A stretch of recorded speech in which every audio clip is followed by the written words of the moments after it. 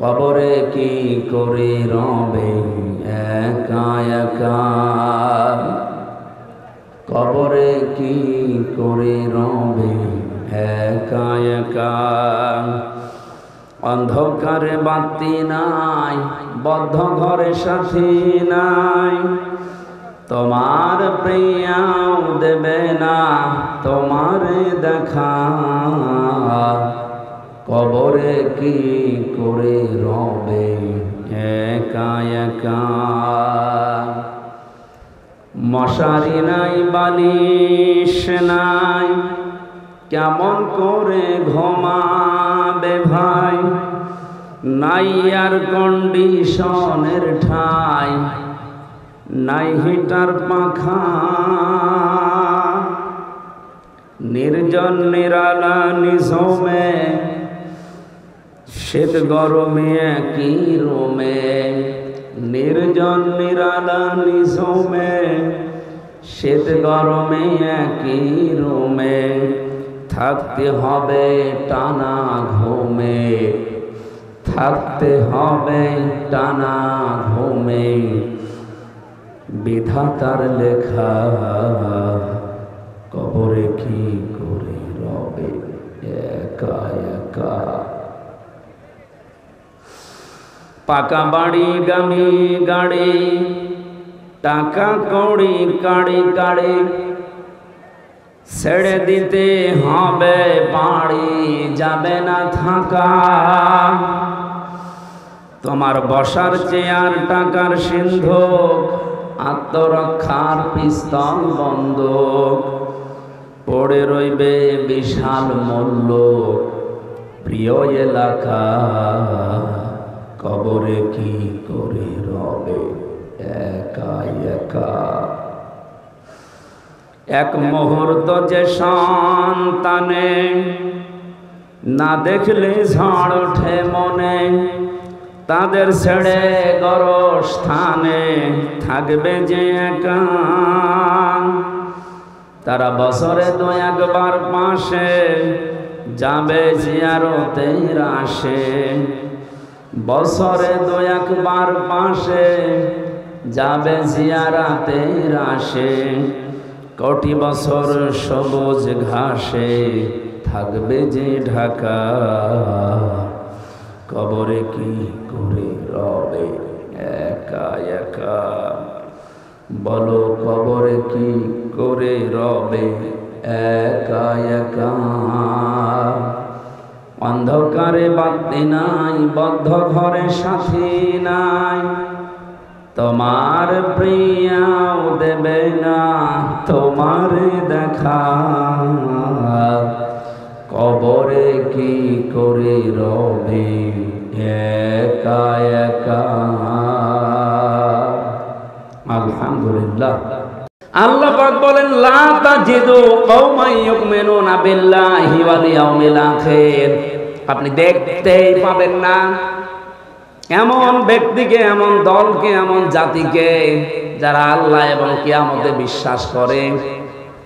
যে মানুষগুলো পৃথিবীতে আল্লাহ রাসূলের শত্রু, আপনি জীবনেও দেখবেন না তারা তাদেরকে আপন মনে করে, বন্ধু মনে করে, ভালোবাসে মন থেকে।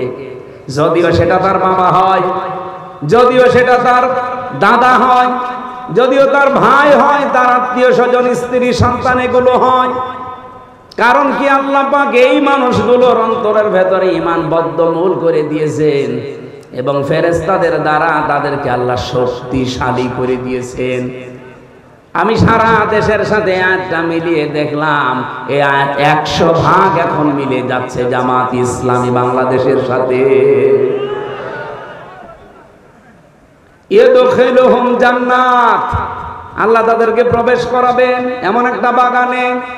তাজরি মিন তাহতিহাল আনহার খালিদিনা ফিহা উলাইকা হিজবুল্লাহ আলা ইন্না হিজবাল্লাহি হুমুল মুফলিহুন। রব্বুল আলামিন তাদের পরিচয় দিতে দিতে বললেন তাদেরকে আমি বাগানে প্রবেশ করাবো, এমন একটা বাগান যার তলদেশ দিয়ে নদী আর নহর প্রবাহমান থাকবে, তার মানে জান্নাত। এখানে একটা প্রশ্ন আছে আমার, আপনারা শুনতেছেন? ইদখিলুহুম জান্নাত, আমি আয়াতটা আপনাদের বের করে সূরা মুজাদালা যারা এখানে হাফেজ আছেন, রব্বুল আলামিন জান্নাতুন শব্দটা দিতে পারতেন, না দিয়ে তিনি দিয়েছেন ওয়া ইদখিলুহুম জান্নাত, এটা বহু বচন। আমার প্রশ্ন হচ্ছে আল্লাহ জান্নাতুন না দিয়ে জান্নাত বহু বচন দিলেন কেন? আমি একটা দুইটা না, যতগুলো তাফসীর পড়েছি আয়াতের, মুফাসসিরিন ইকরাম এটাই জানাতে চেয়েছেন। রব্বুল আলামিন জানিয়েছেন এইটা। আমি আরবি গ্রামার দিয়ে আয়াতটা মিলিয়েছিলাম প্রথমে। পৃথিবীতে যত ভাষা আছে প্রায় আমার জানা মতে ৪৫০০০ ভাষা এই দুনিয়ায় আছে। কত? ৪৫০০০-এর উপরে মানুষ কথা বলে বিভিন্ন ভাষায়। আপনি মালয়েশিয়াতে যাবেন, ১২০টা দেশের ছেলে মেয়েরা সেখানে লেখাপড়া করছে, মালয়েশিয়া ইন্টারন্যাশনাল ইসলামিক ইউনিভার্সিটিতে। আমি ঘুরছিলাম ভেতরে, বন্ধুদের জিজ্ঞাসা করলাম এখানে কতটা দেশের ছেলে মেয়েরা আছে, বলছে ১২০টা দেশের ছেলে মেয়েরা আছে। এখানে ভাষায় কথা বলে যে যার ভাষা, যদিও আন্তর্জাতিক ভাষা সেখানে ইংরেজিতে বলা লাগে। আপনি বলেন ১২০টা দেশের ভাষায় কথা বলছে সেখানে, খালি এক জায়গায়। আমরা ইতিহাস পড়ে জানতে পেরেছি এই পৃথিবীতে এখন ২৫৭টা দেশ আছে, ৪৫০০০ ভাষায় মানুষ কথা বলে। আরবি ভাষাতে শুধু এক বচন, দ্বিবচন, বহু বচন পাবেন। অন্যান্য ভাষার অধিকাংশ জায়গায় আপনি এক বচন আর বহু বচন পাবেন। আমি যে শব্দটা নিয়ে আরম্ভ করেছিলাম, এদিকে আপনাদের মন আছে নাকি দেখি তো, কি বলেন তো? হ্যাঁ, জান্নাত। হ্যাঁ, একটু অ্যাক্টিভ হয়ে থাকবে। যেহেতু এক বচনের পরে আরবিতে দ্বিবচন আছে, তারপরে বহু বচন আছে। আল্লাহ জান্নাতুন না দিয়ে, মাসকানুন না দিয়ে জান্নাত দিয়েছেন, মাসাকিন দিয়েছেন। মুফাসসিরিন ইকরাম বোঝাতে চেয়েছেন রব্বুল আলামিন যদি কারো অন্তরে ঈমান বদ্ধমূল করে দেয়, তাকে যদি ফেরেশতাদের দিয়ে শক্তিশালী বানায়, তাকে এমন জান্নাতে প্রবেশ করাবে, সেই জান্নাত কমপক্ষে ৩টা। কারণ এখানে আল্লাহ যেহেতু বহু বচন দিয়েছেন, আর 2টা হলে বহু বচন হয় না, দ্বিবচন হয়। 3টা হলে কমপক্ষে বহু বচন হয়। কি কথা বলবেন এখানে? তার মানে এই দেশে আমরা সত্যি যারা আল্লাহ এবং কিয়ামতে বিশ্বাস করি, দিন বেশি প্রিয়, একামতে দিনের কাজ করাকে আমরা বেশি প্রিয়, বেশি ভালোবাসার মনে করি, আমাদের অন্তরে আল্লাহ এমন ঈমান বদ্ধমূল করে দিয়েছে যেটা লাঠি মেরেও আপনি সরাতে পারবেন না। 15.5 বছর তার প্রমাণ। অনেককে ফাঁসি দিয়েও সরাতে পারে নাই। কথা বলতে দেখেন, আমি তো নিজে জেলখানায় শুনেছি। একজন কারারক্ষী ছিল কুতুবউদ্দিন, এটা তার কাছেও যাবে, রেকর্ড হচ্ছে। ওর বাড়ি হচ্ছে রাজবাড়িতে। গভীর রাতে, রাত 12টার পরে ডিউটিতে এসেছে। আমি তখন কোরআন পড়ছিলাম, যেহেতু আমি ফাঁসির কন্ডেম সেলের ভেতরে, আমার কাছে কেউ আসে না। উনি এসে আমারে বলছে, হামজা ভাই একটা কথা বলি, আমি এখনো পর্যন্ত একটা বিষয় পরিষ্কার হতে পারি নাই। কি বিষয়? যেদিন শহীদ মীর কাশেম আলী রহমতুল্লাহ আলাইহি তাকে ফাঁসি দেয়, সেদিন আমি তার ডিউটিতে ছিলাম। সন্ধ্যার সময় এসে বললাম যে স্যার, আপনার রাত 10টায় ফাঁসি, আপনি রেডি হন। উনি আমারে বলছে, কুতুব ভাই এখন বাজে কয়টা? এখন বাজে তো 7:30টা, এখনো পর্যন্ত প্রায় 2.5-3 ঘন্টা সময় আছে। এত সময় আমি কি করব? আমি একটু ঘুমিয়ে গেলাম। তুমি আমার আধা ঘন্টা আগে ডাক দিও, আমি 2 রাকাত নামাজ পড়ে মঞ্চে, ফাঁসির মঞ্চে চলে যাব।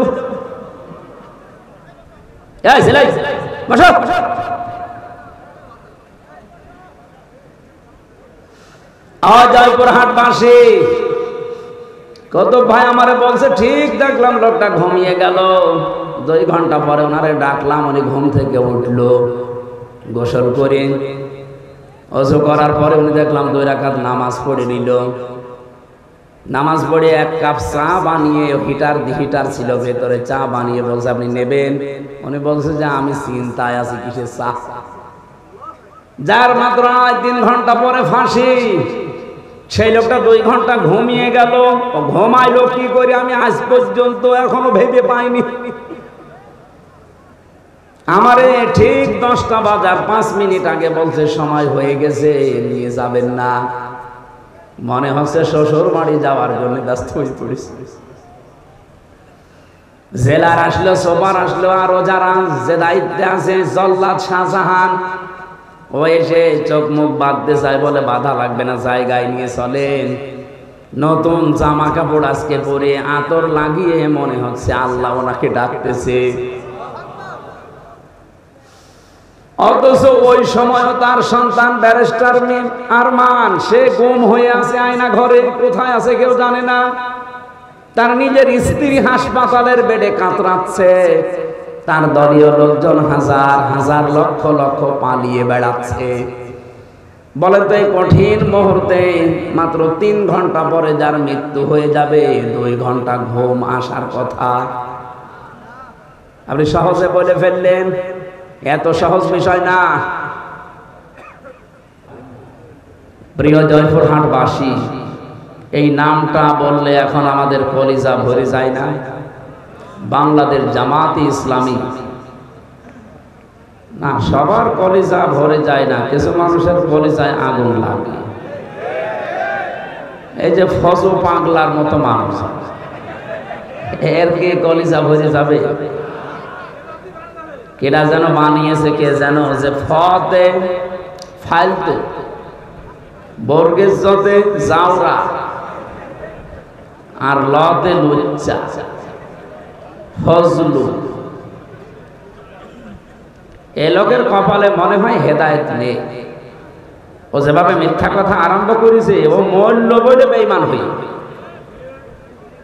এরপরে হারপিক মজুমদার, আমি বাকি নামগুলো নিলাম না, এরকম বহু এরকম শয়তান আছে। এদের কাছে বাংলাদেশ জামাত ইসলামী এ নামটা শুনলে কলিজা ভরে যায় না। মতো গয়সিকম, এরা হিংসায় জ্বলে পড়ে মরে। এই কথা বললেন না? এখানে সহ সভাপতির দায়িত্বে আছেন মাওলানা মোফাজ্জল হোসেন, নাকি মুজাফফর হোসেন, তারবিয়াত সেক্রেটারি বাংলাদেশ জামাত ইসলামী কালাই উপজেলা শাখা। এখানে এতক্ষণ পর্যন্ত যারা কথা বললেন, মাওলানা আয়ুব আলী আনসারি, মাওলানা নোমান সিদ্দিকী, মাওলানা আরাফাত হোসাইন, প্রধান অতিথি বিশিষ্ট ইসলামী চিন্তাবিদ, শিক্ষাবিদ অধ্যাপক নজরুল ইসলাম, অঞ্চল টিম সদস্য বগুড়া অঞ্চল বাংলাদেশ জামাত ইসলামী, বিশেষ অতিথি বাংলাদেশ জামাত ইসলামী জয়পুরহাট জেলা শাখার শ্রদ্ধাভাজন জেলা আমির এবং বাংলাদেশ জামাত ইসলামী মনোনীত নমিনি 1 আসনের জন্য, মনে হয় 2 আসনের জন্য, জনাব ফজলুর রহমান সাইদ 1 আসনে। এখানে আপনাদের এই আসনের জন্য জামাত ইসলামী, এখানে এটা লিখেছে কারা? এমপি পদপ্রার্থী নয়, উনি নমিনি। এসেছে ভাই, এসেছে। হ্যাঁ, বাংলাদেশে জামাত ইসলামী থেকে যে 300 জনের নাম ঘোষণা দেওয়া হয়েছে, এরা একটাও পদপ্রার্থী না, এরা নমিনি। এরা কেউ পদ চেয়ে নেয়নি বা ওই পদে কেউ দাঁড়ায়ও নি। কথা বললেন না কেন? এটা শুধু বাংলাদেশের জামাত ইসলামী দেখাতে পেরেছে, অন্য কোনো দল এটা আর পারবে না। আপনি বলেন, এই দেশে 73টা রাজনৈতিক দল এখন কাজ করছে, কোন দল এই যে নমিনেশন ঘোষণা দেবে যার নাম সে জানে না, এরকম কেউ আছে? অন্য দলে এই পদ পাওয়ার জন্য দেখবেন মারামারি করে মরে যাবে। আপনি দেখেন কি শুরু হয়। আমার কুষ্টিয়া 3 আসন সদর, আমার যেদিন নাম ঘোষণা দেয়, আল্লাহর কসম আমি 5 মিনিট আগেও জানি না যে আমার নাম ঘোষণা দেবে। এমনকি 1 সেকেন্ড আগেও আমার জানার সম্ভাবনা নেই, আমি জানিই না। অথচ আমার ওই আসনে অন্য দলের একটা দলেরই 4 জন দাঁড়াবে। তারা আমার মনে হয় যদি ঘোষণা আসে ও যে কি শুরু হবে কিয়ামত। বাংলাদেশে অন্য কোনো মানুষ এটা পারে না, এজন্য তারা পদপ্রার্থী লিখতে পারে। এখানে ফজলুর রহমান সাইদ, রাশেদুল আলম সবুজ, এরা কেউ পদপ্রার্থী না, এরা নমিনি। আগামী থেকে এটা সংশোধন করবেন। কোন জায়গায় যদি দেন বলবেন বাংলাদেশ জামাত ইসলামী, এখানে নমিনি লিখবে, পদপ্রার্থী আমরা কেউ না। এমনকি আজকে যে বাড়িতে উঠেছিলাম জনাব সাইফুল ইসলাম, এই ইউনিয়নের জন্য বাংলাদেশ জামাত ইসলামী থেকে চেয়ারম্যান নমিনি, উনিও পদপ্রার্থী না। একটাই মাত্র দল, সেই দলে পদ যদি কেউ চায় কিয়ামতের আগেও পাবে না। আমি বেশি বললাম?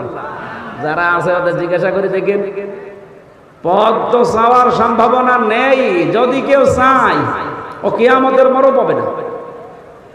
আর অন্য দলের লোকে চাওয়া না, আমার মনে হয় চেয়ার দিয়ে মেরে ফেলবে, তাও পদ আমার দিয়ে।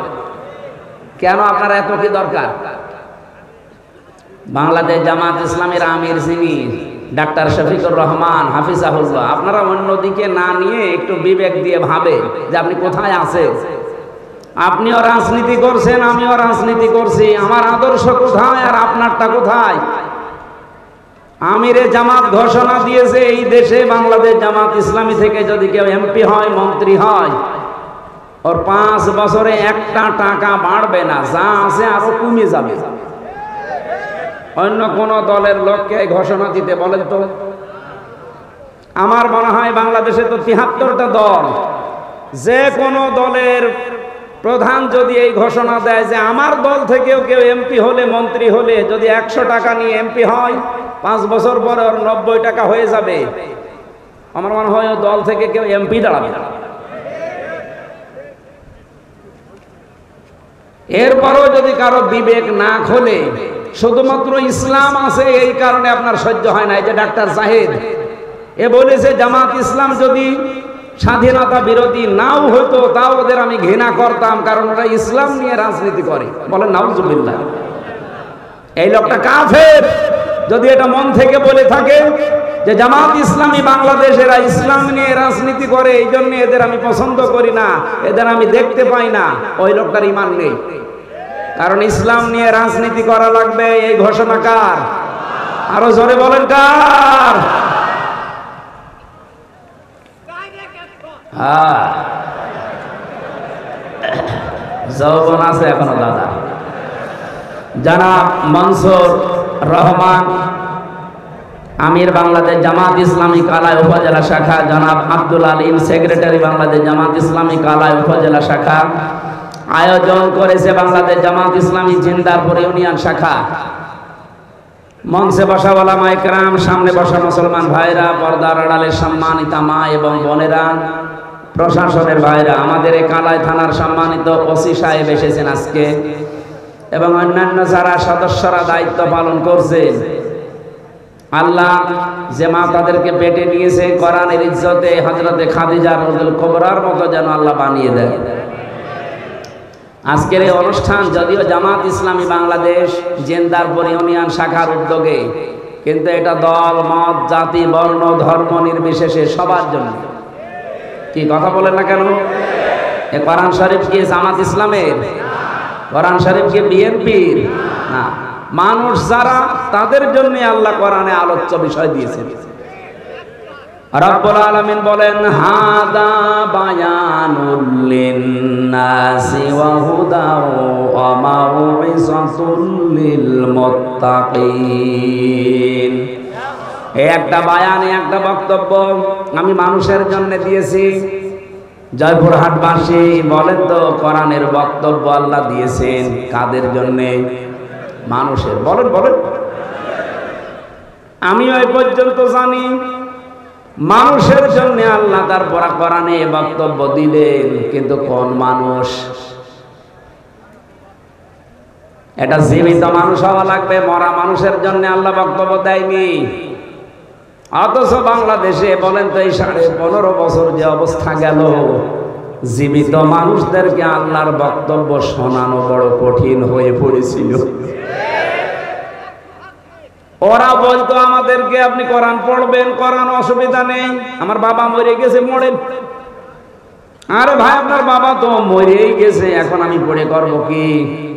পড়ার দরকার ছিল তখন, যখন ও জীবিত ছিল। সময় যেহেতু আল্লাহ পাল্টিয়ে দিয়েছে, ডাকসু আর জাকসুর পরে দেশের চিত্র কিন্তু অলরেডি পরিবর্তন হয়ে গেছে। যদিও আর এখন ওই ফজু পাগলার মতো অনেকে মুখ জোর করছে চাপাবাজি করে, ওর পায়ের তলায় যে মাটি নেই ওটের পাচ্ছে। ওর আমিরে জামাতকে চ্যালেঞ্জ দিয়েছে যে সিলেটে যে 19টা আসন আছে না 17টা আসন আছে, এখানে যে কোনো জায়গায় আমিরে জামাত দাঁড়াবে, ও নাকি সেখানে দাঁড়িয়ে পাশ করবে। আরে ভাই, ওরে আপনি আমার কাছে পাঠিয়ে দেন, আমারও লাগবে না। আমি ফজল পাগলাকে চ্যালেঞ্জ করছি, আমার ছোট মেয়ের সাথেও যদিও দাঁড়াই ফেল করবে। কারণ আর কিশোরগঞ্জ এলাকায় তো আমি বহু জায়গায় গিয়েছি, জানি ওর জনপ্রিয়তা কত তলানিতে। শুধু এই মুখ জোর করে টিকে আছে। এই বাংলাদেশে যে কয়টাই টিকে আছে দেখবেন শুধু চাপার উপরে, ভেতরে কোনো মাল মশলা নেই। আলেমদের ভুল ধরে, বলে আলেমদেরকে কেউ যেন পেটে না নেয়, ওয়াজ করে মেয়েদের কাছে। এই যে ওর নামের ব্যাখ্যা যে লোকটা করেছে, তাই এমনি করে নাই। ফদে ফালতো বর্গের যতে জাওরা, আর লতে আমি বললাম না নাউজুবিল্লাহ। কে যে বানিয়েছে আল্লাহ তার হায়াত দাও। একেবারে খাপের খাপ মমতাজের বাপ মিলে গেছে, কারণ ও যা করে তাই। আমি এত বলতাম না, আশা করছি আগামীতে কেউ যেন আর ফজু পাগলা না হয়। কারণ এখনো অনেকেই ভাইরাল হওয়ার ধান্দায় ফজু হতে ব্যস্ত, যে আমিও ফজু হব। এখানে চাপাবাজি করা, গলাবাজি করা বাদ দেন। বাস্তবতা আপনি দেখেন, জিয়াউর রহমান কোথায় ছিলেন আর আপনারা কোথায় আছেন? ডাকসুর মতো জায়গায়, জাকসুর মতো জায়গায়, যেখানে গলা উঁচু করে ইসলামের পক্ষে কথা বলা কঠিন ছিল, সেখানে ছাত্র দল মাত্র পেয়েছে 5,000 কয়েকটা ভোট, অথচ ছাত্র শিবির পেয়েছে 14,500, প্রায় 3 ডবল। আপনি টের পাচ্ছেন কোথায় পৌঁছিয়েছে তারা? আচ্ছা, জাকসু কোনো ব্যাপার না। জাতীয় নির্বাচন, কোন নির্বাচনে আপনারা এগিয়ে যেতে পারবেন না, কারণ আপনাকে ডোবাতে বহু মানুষ অলরেডি দেখেন, নয়নের মতো মানুষ। আর বাকি আমি নাম নিলাম না। দেশে এমনিতেই পরিবর্তন আসছে। গত পরশু দিনও আমি ছিলাম কুষ্টিয়াতে, 100 পরিবার হিন্দু, ওরা সব জোট বেঁধেছে, এবার আমরা দাঁড়ি পাল্লায় ভোট দেব। হিন্দুদের যদি অবস্থা হয়, বাকি মুসলমান আপনি মাথায় বাড়ি দিয়ে আটকাতে পারবেন না। জমান নামাজ পড়ে বের হচ্ছে কুষ্টিয়ার আবদালপুরে, এই যে কোরআন আমার সামনে, 18 জন এসে বলছে, হুজুর এতদিন ভ্রান্ত ধারণায় ছিলাম, শহীদ জিয়ার আদর্শ মানতাম, কিন্তু সেই আদর্শে এখন আর বিএনপি নেই। এখন দেখতে পাচ্ছি এরা ওই আদর্শ থেকে সরে বহু দূরে চলে গেছে। সুতরাং পৃথিবীতে যদিও আমরা ভ্রান্ত ধারণায় ছিলাম, যে কয়েকদিন হায়াতে জিন্দিগিতে বেঁচে আছি, আল্লাহর দিন কায়েমের জন্য এখন আমরা চেষ্টা চালাবো। আপনি আপনার দলে আমাদেরকে নেন। আমি বললাম কালেমা পড়ানো লাগবে, বলছে না, কালেমা মুখস্থ আছে। এই দলে আসতে হলে তো অন্যান্য দলের মতো না, আপনাকে ফরম পূরণ করা লাগবে। 18 জনকে আমি নিজে নাম ঘোষণা দিয়ে দিয়ে ফরম পূরণ করিয়ে এসেছি। বাংলাদেশের 630টা থানা, কম বেশি আমি সব জায়গায় কিন্তু যাচ্ছি। একটা জোয়ার উঠে পড়েছে ডাকসু নির্বাচনের পরে। যে অনেকেই যাদের বিবেক একটু নাড়া দেয় ওরা বলছে ওই ওই চাপাবাজদের চাঁদাবাজদের সাথে আর নেই। ১৫০০ বছর আগে একটা আয়াত নাযিল হয়েছিল, এটা আমার মনে হয় বাংলাদেশে এই মাত্র নাযিল হয়েছে আবার। ওয়ারাইতান নাসা ইয়াদখুলুনা ফি দীনিল্লাহি আফওয়াজা। হে নবী, আল্লাহর সাহায্য আর বিজয় যখন আসবে আপনি দেখতে পাবেন দলে দলে পালে পালে মানুষ ইসলামে প্রবেশ করছে।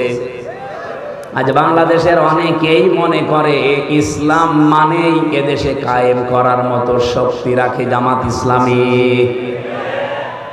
আমি আজকে আসার সময় একটা আয়াতের ব্যাখ্যা পড়ছিলাম, একটু মিলান তো দেখেন কোন দলে মেলে।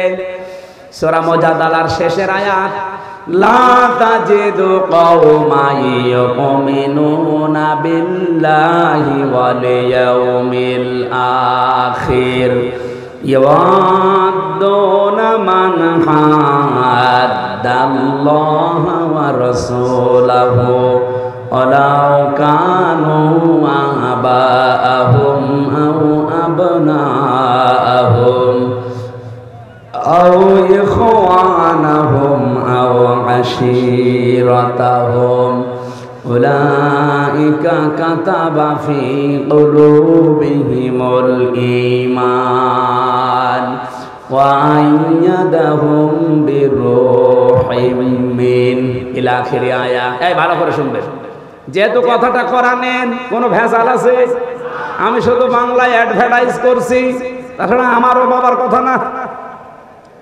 আল্লাহ পাক বলেন, লা তাজিদু কওমান ইউমিনুনা বিল্লাহি ওয়াল ইয়াউমিল আখির। আপনি দেখতেই পাবেন না এমন ব্যক্তিকে, এমন দলকে, এমন জাতিকে যারা আল্লাহ এবং কিয়ামতে বিশ্বাস করে, যে মানুষগুলো পৃথিবীতে আল্লাহ রাসূলের শত্রু। আপনি জীবনেও দেখবেন না তারা তাদেরকে আপন মনে করে, বন্ধু মনে করে, ভালোবাসে মন থেকে। যদিও সেটা তার বাবা হয়, যদিও সেটা তার দাদা হয়, যদিও তার ভাই হয়, তার আত্মীয় স্বজন, স্ত্রী, সন্তান এগুলো হয়। কারণ কি, আল্লাহ পাক এই মানুষগুলোর অন্তরের ভেতরে ঈমান বদ্ধমূল করে দিয়েছেন এবং ফেরেশতাদের দ্বারা তাদেরকে আল্লাহ শক্তিশালী করে দিয়েছেন।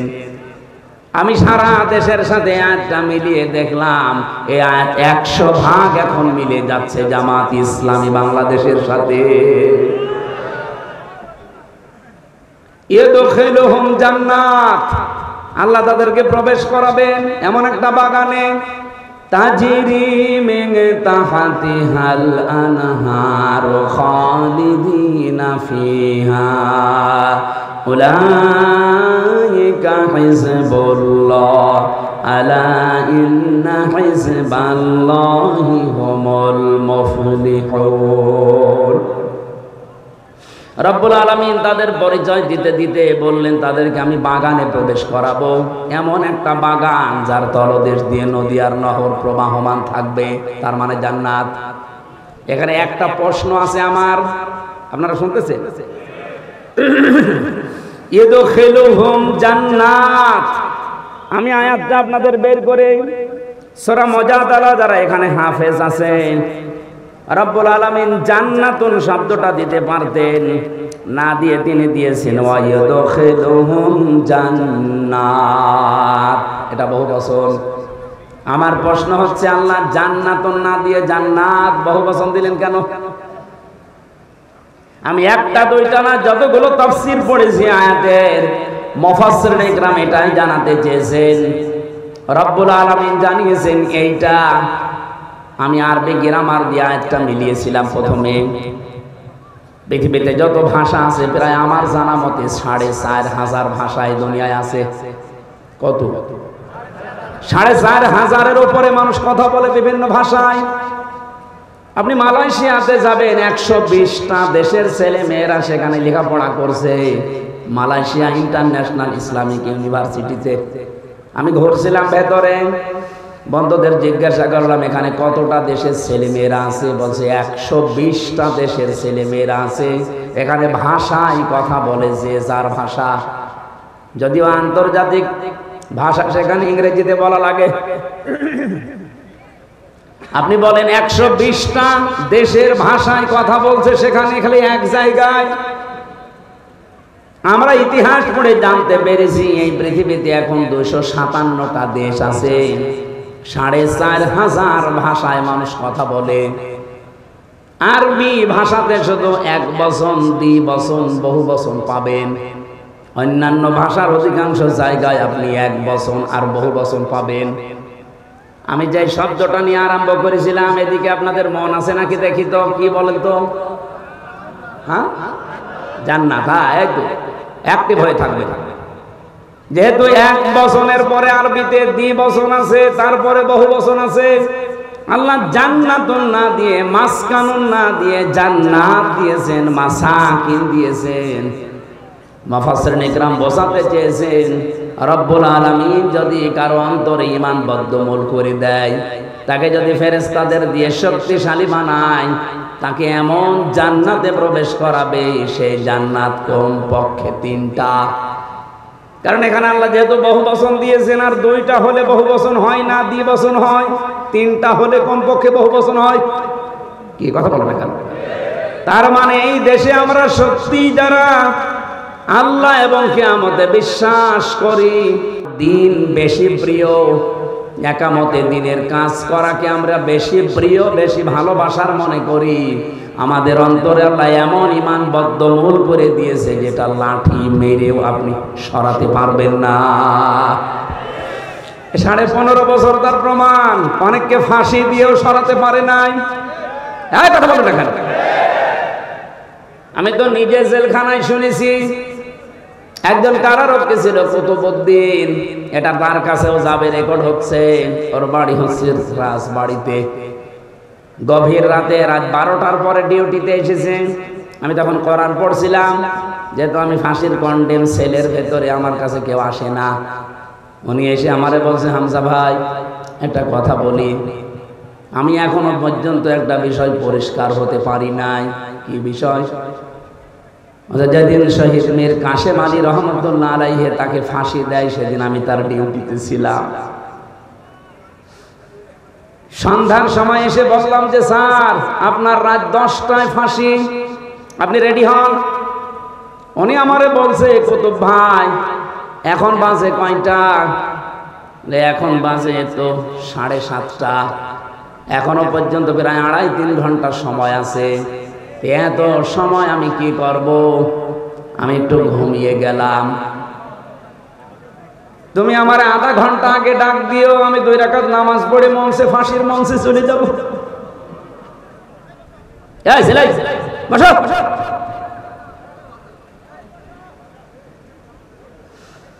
জয়পুরহাট বাসী কুতুব ভাই আমারে বলছে, ঠিক দেখলাম লোকটা ঘুমিয়ে গেল।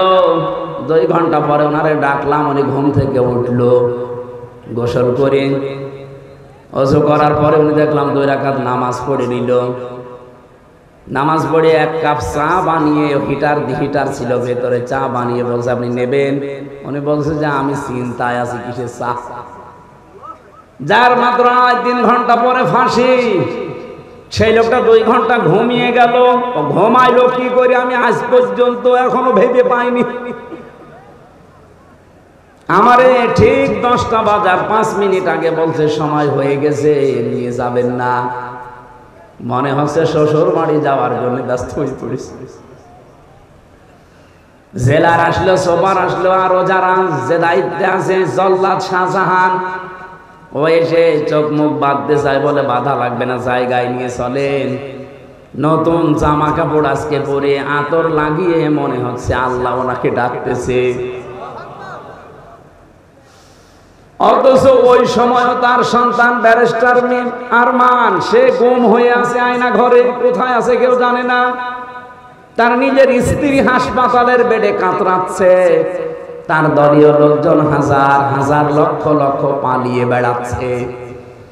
বলেন তো, এই কঠিন মুহূর্তে মাত্র 3 ঘন্টা পরে যার মৃত্যু হয়ে যাবে, 2 ঘন্টা ঘুম আসার কথা আপনি সহজে বলে ফেললেন। এত সহজ বিষয় না। এটার সম্মুখীন হলে আপনি টের পেতেন যে বাস্তবতা কত কঠিন।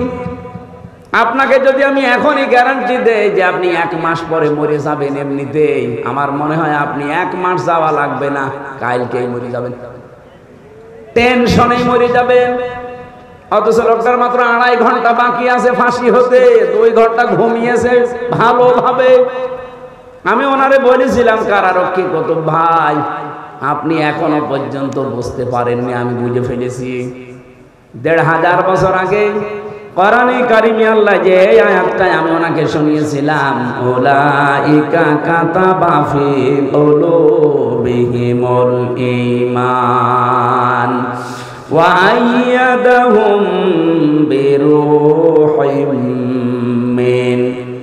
রব্বুল আলামিন বলেন, আমি আল্লাহ নিজে এই মানুষগুলোর বদ্ধমূল করে দেই অন্তরের ভেতরে ঈমানটা, এবং ফেরেশতাদের দিয়ে এই মানুষকে আমি আল্লাহ শক্তি যোগাই। যেই লোকটা তার সন্তান ব্যারিস্টার, হামজার মতো ছেলে না, একটা ব্যারিস্টার সন্তান, সে গম হয়ে আছে 8 বছর আয়না ঘরে, কেউ জানে না, স্ত্রী মৃত্যুর বিছানায় কাতরাচ্ছে, লক্ষ লক্ষ হাজার হাজার লক্ষ লক্ষ দলীয় নেতা কর্মী পালিয়ে বেড়াচ্ছে, জেলে পচতেছে। আর এই অবস্থায় তার ফাঁসির আগে যদি এই অবস্থা হয়, আল্লাহর কসম অবশ্যই আমার আল্লাহ ফেরেশতা দিয়ে তাকে সাহস জুগিয়েছিলেন। আল্লাহ এই মানুষগুলোকে এমন বাগানে প্রবেশ করাবে, এজন্য আল্লাহ জান্নাতুন দেননি, জান্নাত। যেহেতু বহু বচন হতে হলে কমপক্ষে কয় সংখ্যা লাগে? 3। বলেন বলেন। তাহলে এইরকম মানুষদেরকে আল্লাহ জান্নাত একটা দেবে না, কমপক্ষে 3টা জান্নাত দান করবে। আর আমরা হাদিসের ভাষায় পড়েছি, যদি একটা জান্নাত মানুষকে আল্লাহ দেয়, এই পৃথিবীর সমান কমপক্ষে 10 পৃথিবী। কি শোনেননি হাদিস? এক একটা জান্নাত হবে এই দুনিয়ার মতো 10 দুনিয়ার সমান। তাহলে 3টা দিলে কমপক্ষে বলেন বলেন 30টা দুনিয়ার সমান জান্নাত আপনি পাবেন। রব্বুল আলামিন বলেন, এমন নদী আর নহর প্রবাহমান করে রেখেছি, খালিদিনা ফিহা, চিরকাল সেখানে থাকবেন, কোনদিন আপনাকে কেউ আর বের করে দেবে না। খালিদিনা ফিহা লা ইয়াবগুনা আনহা হিওয়ালা। আপনি তো বের হতে চাইবেন না, আপনাকে বের করে দেওয়াও হবে না। এতটুকু আল্লাহ যদি শেষ করে দিতেন আমি বলতাম না একটা। রব্বুল আলামিন বলেন, রাদিয়াল্লাহু আনহুম ওয়া রাদু আন। সব চাইতে বড় বিষয়, আমি আল্লাহ নিজে তাদের উপরে রাজি হয়ে গেছি, তারাও যেমন আমি আল্লাহর প্রতি রাজি আছে। উলাইকা হিজবুল্লাহ, এরাই আমি আল্লাহর দল। আলা, জেনে রাখো, সাবধান, ইন্না হিজবাল্লাহি হুমুল গালিবুন হুমুল মুফলিহুন। জেনে রাখো, সাবধান হও, অবশ্যই আল্লাহর দল যারা করে তারা বিজয়ী, সফল কাম। জোরে বলেন সুবহানাল্লাহ। জয়পুরহাটবাসী আমি শুধু বলার জন্য বলছি না, বাস্তবতা কি? এই দেশে তো কত মানুষকে দেখতে পাচ্ছি, তাদের ভেতরে এই গুণাগুণগুলো আমি পাই না। জামাত ইসলামী বাংলাদেশ এবার এমন একটা অবস্থায় দাঁড়িয়েছে, এই দেশে হয় ইসলাম থাকবে, নাই অন ইসলাম থাকবে। আমরা বদরের ময়দান দেখিনি, কিন্তু সামনে এবার বদর বাংলাদেশে তৈরি হবে। বদরের ইতিহাস পড়েছি, হযরতে আবু বকর তার সন্তান আব্দুর রহমানের বিরুদ্ধে দাঁড়িয়েছিলেন, স্বামী দাঁড়িয়েছিল স্ত্রীর বিরুদ্ধে, দোলা ভাই দাঁড়িয়েছে শালার বিরুদ্ধে। হযরতে আবু বকরের সন্তান আব্দুর রহমান বাড়িতে এসে বলছে, আব্বা, বদরের ময়দানে যুদ্ধ যখন চলছিল 3 বার তোমাকে আমি দেখতে পেয়েছি, কিন্তু একবারও কিছু বলিনি, তুমি আমার বাবা, এই জন্যে। অন্য কেউ হলে আমি তাকে জবাই করে ফেলতাম। হযরতে আবু বকর বলে, সন্তান, 3 বার আমাকে দেখার পরও তোমার কিছু মনে হয়নি, তুমি আমাকে ছেড়ে দিয়েছো বাবা বলে। আল্লাহর কসম, আমি যদি তোমার একবার ওই যুদ্ধের ময়দানে দেখতে পেতাম, একবার এই দুই খণ্ড করে ফেলতাম। বলেন তো সেই অবস্থা এখন সামনে আসতেছে কিনা? এদেশে আর কোন দল নেই, বাংলাদেশে হয় আল্লাহর দল নাই শয়তানের দল। যারা আল্লাহর আইন কায়েম করতে চায় সে যেই হোক তারা আল্লাহর দল, যারা মানুষের তৈরি করা আইন কায়েম করতে চায় তারা যে দলের নাম নিয়ে আসুক তারা শয়তানের দল।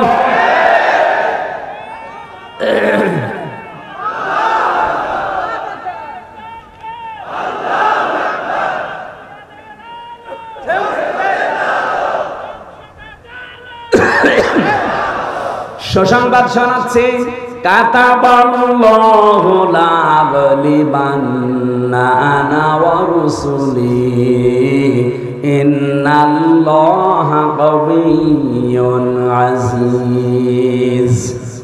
আল্লাহ পাক বলেন, আমি লিখে দিয়েছি, আমি সই করে স্বাক্ষর করে দিয়েছি যে আমি আল্লাহ এবং আমার রাসূল যারা তাদের আমি বিজয়ী করব, তারা বিজয়ী হবে।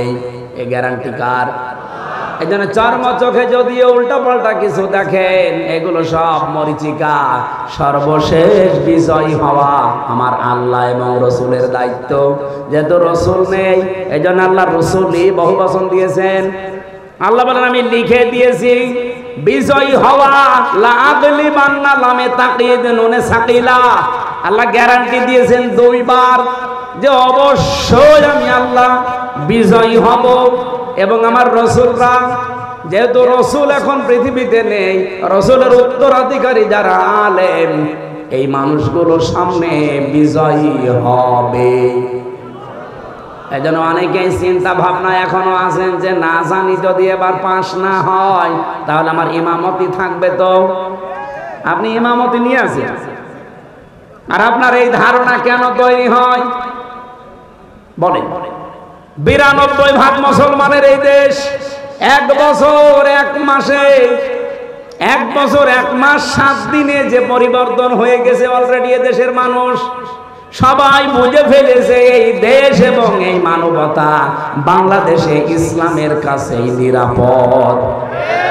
অন্য যে যাই বলুক না কেন, চেতনা বিক্রি করে অনেকে 71-এর, অনেকে বিভিন্ন চেতনা নিয়ে আসে সামনে। এগুলো সব ধোঁকাবাজি, প্রতারণা ছাড়া আর কিচ্ছু না। কারণ যারা অন্য মানুষ, এদিকে তাকান, আমি খোলামেলা বলছি, বাংলাদেশ জামাত ইসলামী বাদ দিয়ে বলেন তো যারা আজ রাজনীতি করছে জেনারেল ভাবে, কোন আদর্শ আছে তাদের?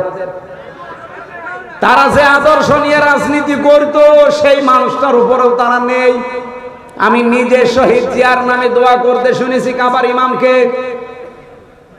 বঙ্গবন্ধুকেও মেরে ফেলা হয়েছে, জিয়াউর রহমানকেও মেরে ফেলা হয়েছে। বঙ্গবন্ধুর নাম আজ পর্যন্ত কেউ বলে নাই যে শহীদ বঙ্গবন্ধু, বলেছে? বলে না।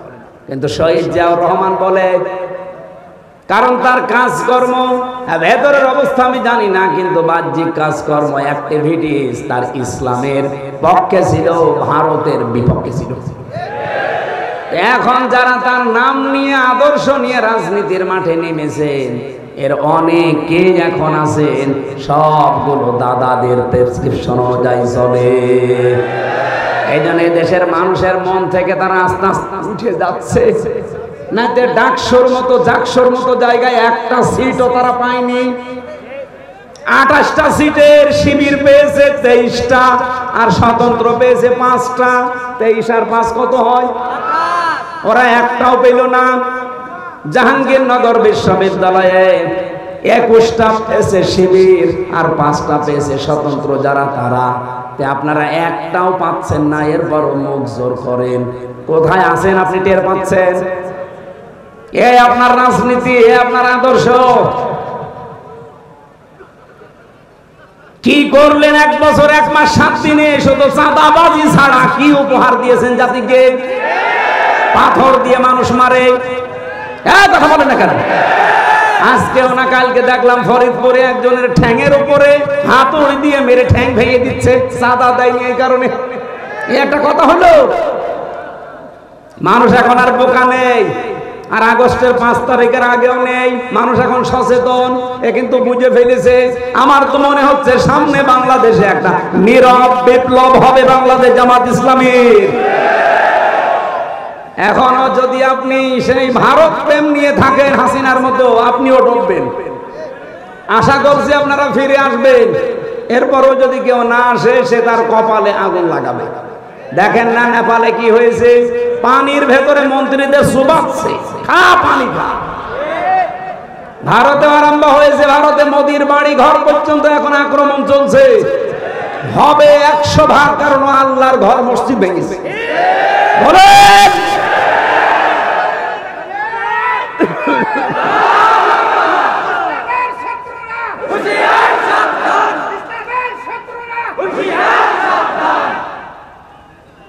যেই দিন আল্লাহর ঘরেও হাত দিয়েছে, ওই দিনই আমার মনের বিশ্বাস যেও থাকবে না।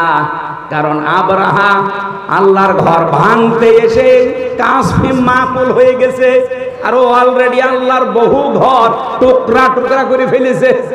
তো ওকেও আল্লাহ টুকরা করবে না? আমার বাড়ি ভেঙে দিলে যেমন আমার রাগ হয়, আল্লাহর বাড়ি আপনি ভেঙে দিলেন। তাও একটা দুইটা না, বহু ঘর ওরা ভেঙে দিয়েছে, মসজিদ মাটির সাথে মিশিয়ে দিয়েছে। ভারতকেও আমার আল্লাহ দেখবেন এই মসজিদ ভাঙার অপরাধে প্রতিশোধ নিয়ে টুকরা টুকরা করে ফেলবে। ভারত প্রতিবাদ দেওয়া লাগবে এই দেশে। কোন আগ্রাসন এই দেশে আমরা চলতে দেব না। এই দেশ চলবে এই দেশের মানুষের চেতনা অনুযায়ী। কোথায় কোন চেতনা এসেছে, ও চেতনা এখন বাদ দেন। অনেকে বলে না আমরা 47-এর চেতনায় চালাবো, কেউ বলে আমরা 52-র চেতনায় চালাবো, কেউ বলছে 71-এর চেতনায়। না, আমাদের এই প্রজন্ম, আমরা যারা এখন আছি এদেশ, যারা এই দেশটা এবার আমরা মুক্ত করেছি, আমরা 47 দেখিনি, আমরা 52 দেখিনি, 71 দেখিনি, আমি 24 দেখেছি। বলেন, আমি ওগুলো অস্বীকার করি না। হ্যাঁ, অবশ্যই ওগুলোর মর্যাদা আছে, কিন্তু চেতনা বিক্রি করা বাদ দেওয়া লাগবে। আপনি কোন কারণে এই 54 বছর পরে এসে আমারে আপনি রাজাকার বলবেন? আমার তো জন্মই হয়েছে 92 সালে। এই কথা বলেন না কেন? আমার বাবার বয়স ওই সময় হয়তো 1 বছর বা 6 মাস হতে পারে।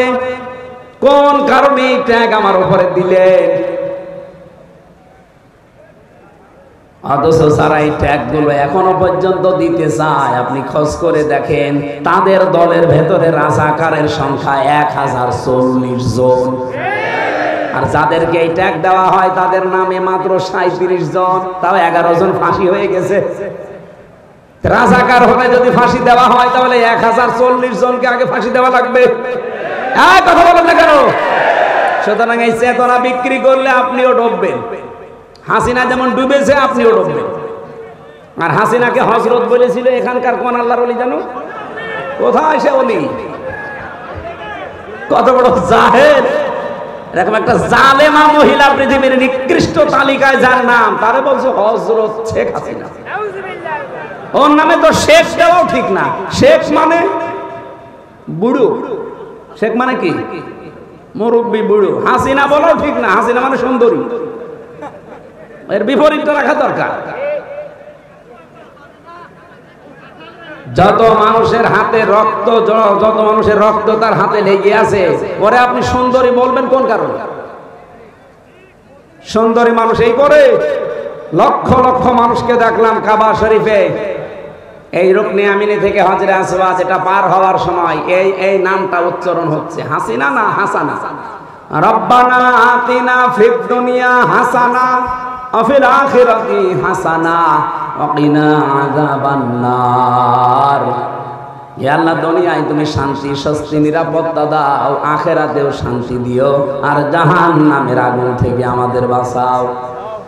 জেলে আমি যেখানে ছিলাম, এই ফাঁসির কন্ডেম ছেলে, মাঝে মাঝে আওয়াজ শুনতাম, আমার তো বের হতে দিত না। আমার নিচতলায় একজন থাকতো, চলচ্চিত্র জগতে কাজ করে, বাড়ি হয় কুমিল্লা। ধর্ষণ মামলা এসেছে জেলে। মাঝে মাঝে দেখতাম নামাজ পড়তে পড়ে দোয়া করছে, একদিন হাত তুলে রব্বানা আতিনা ফিদ দুনিয়া হাসিনা। কি গো, ডাক দিলাম, এই কোরআন শরীফ পড়তে পারেন? বলছে না। কি দোয়া করলেন? খুব ভালোবাসি হুজুর আপারে, খুব ভালোবাসি আপারে। হাসানা না বলে আমি হাসিনা বলি সব সময়। তো দোয়া কবুল করতে আল্লাহর বই গেছি। জয়পুরহাটবাসী, যে কথা তুলেছিলাম আমার এই কথায় আমি ফেরত যাচ্ছি। কোরআনে কারীম এই পৃথিবীতে যেহেতু শুধু মুসলমানদের জন্য আল্লাহ দেয়নি, দুনিয়াতে আমরা মানুষ পাবো, বাচ্চা যারা বিবেচিত আছি সবার জন্য আজকের এই কোরআন। আল্লাহ পাক বলেন দুইটা জিনিস আছে জীবিত মানুষদের কোরআনে, হুদান পথ নির্দেশিকা আছে, 2 নম্বরে মাউইযাতুন উপদেশ আছে। কাদের জন্য? লিল মুত্তাকিন, যারা ভদ্রলোক। সুতরাং আজকের আলোচনায় যারা ভদ্রলোক আল্লাহর কাছে তাদের কাজ হবে, আর যারা অভদ্র অসভ্য এদের কোনো কাজ না। ওয়ালা ইয়াসিদুজ জালিমিনা ইল্লা খাসারা, জালেমদের শুধু ক্ষতি বৃদ্ধি হবে। এখন দেখেন কার রাগ হয়। আমি রাসূলের উপরে দরুদ আর সালাম পাঠ করার মাধ্যমে তেলাওয়াতকৃত আয়াত ছিল আমার সূরা আরাফ 26 নম্বর আয়াত, মাত্র একটা আয়াত পড়েছি। আমার এই মাথার ভেতরে আয়াত নিয়ে যত কথা আছে, আমার তো মনে হয় যে সারা রাত না, আমার সারা জীবন বললেও এই আয়াতের কথা শেষ হবে না। আমরা খুব সামারাইজ করব শর্টকাটে, মূল কথাগুলো ঘন্টা খানিক সময় নিয়েছি বলতে চাই, থাকারে কথা বলতে চাই। ইয়া বানি আদামা ক্বাদ আনজালনা আলাইকুম লিবাসা। আগে আমরা তাফসীর আকারে যদি বলতে চাই তাহলে শুদ্ধ তেলাওয়াত হয়ে গেছে। আমরা এবার এই সূরার নামকরণ জানতে চাই। সূরার নাম আরাফ। নাম কি? বলেন বলেন। এটা হচ্ছে জাহান্নাম আর জান্নাতের মাঝে একটা প্রাচীরের নাম। এখানে জান্নাতি আর জাহান্নামী মানুষদের ভেতরে কথোপকথন হবে। ওয়াবাইনাহুমা হিজাব ওয়া আলাল আরাফি রিজালুন ইয়ারিফুনা কুল্লাম বিসিমাহু। জান্নাতি আর জাহান্নামী মানুষের মাঝখানে একটা প্রাচীর আল্লাহ বানাবেন। কিছু মানুষকে আল্লাহ ওই জায়গায় দাঁড় করিয়ে রাখবে। জয়পুরহাটবাসী দেখেন তো আপনি ওখানে দাঁড়িয়ে আছেন কিনা? নবীজি প্রশ্ন করলেন, সাহাবীরা তোমরা কি জানো এই প্রাচীরে আল্লাহ কাদেরকে দাঁড় করিয়েছে? বলে না, এই মানুষগুলো তারা যাদেরকে আল্লাহ জান্নাতে দেবে না, এমনকি এই মানুষগুলোকে আল্লাহ জাহান্নামেও দেবে না। সাহাবী আবু দারদা প্রশ্ন করলেন, ইয়া রাসূলুল্লাহ এ মানুষগুলোকে আল্লাহ জান্নাতে দেবে না, কারণ কি? নবীজি বলেন এদের সব কিছুই ভালো ছিল, কিন্তু মা বাবার সাথে এদের সম্পর্ক খারাপ ছিল। জয়পুরহাটবাসী এটা রেকর্ড হচ্ছে, সারা দুনিয়া চলছে এখন। যত সন্তান আমরা আছি খুব ভালো করে শোনেন, আমরা কিন্তু 100টার প্রায় 90টা সন্তান জাহান্নামের দিকে, জান্নাতে আমরা যেতে পারবো না। একটা কারণে আমার মনে হয় আমাদের সবই ভালো প্রায় আমরা মা বাবার সাথে সম্পর্ক ঠিক রাখতে পারি না। এটা সম্পর্ক ঠিক রাখা এবং তাদের পেছনে খরচ করা, তাদের সেবা করা, সাধ্য মতো তাদের খেদমত করা, এটা আমরা 100 জনের 90টা ছেলে মেয়ে পারছি না। পারি না যে সমস্ত কারণে, তার অন্যতম কারণ হচ্ছে 2টা। 1 নম্বরে আমাকে আমার মার বাবা ছোটবেলায় এই শিক্ষা দেয়নি যে আল্লাহর পরে তাদের স্থান। কি কথা বলবেন কেন? আল্লাহর পরে যে মা বাবার স্থান, এই শিক্ষা যেখানে দেওয়া হয়, আমাকে সেই শিক্ষা আমার মা বাবা দেয়নি, এই জন্য আমি জানি না যে মা বাবা কি। 2 নম্বরে আমাদের দেশের শিক্ষা ব্যবস্থা যা আছে, সেই শিক্ষা ব্যবস্থায় মা বাবা সম্পর্কে বিস্তারিত আলোচনা নেই।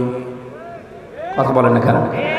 আপনি দেখেন 1 থেকে 5 পর্যন্ত গানের মাস্টার নিয়েছে, শরীর চর্চার মাস্টার নিয়েছে, অথচ একজন আলেম দিয়ে কোরআন হাদিস পড়াবে সেরকম আলেম 1 থেকে 5 পর্যন্ত আজও নেওয়া হয়নি। হ্যাঁ বলেন। যিনি দায়িত্বে আছেন ডক্টর মোহাম্মদ ইউনূস। দুই নবীর নাম আপনার, মোহাম্মদ একটা, ইউনূস একটা। দুই নবীর নাম না? তা আপনি কার ইশারায় চলছেন আমরা জানি না, অন্তত নিজের নামটা তো ঠিক রাখবেন। দুই নবীর নাম নিয়ে বসে আছেন আপনি। ৯২% মুসলমানের দেশে একটা আলেম নিয়োগ দিতে পারেন না, আর আপনি নাচের মাস্টার নিয়েছেন।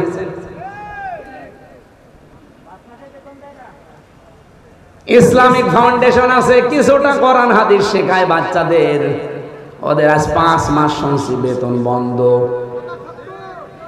ধর্ম মন্ত্রণালয়ে যিনি আছেন, কি করছেন আপনি?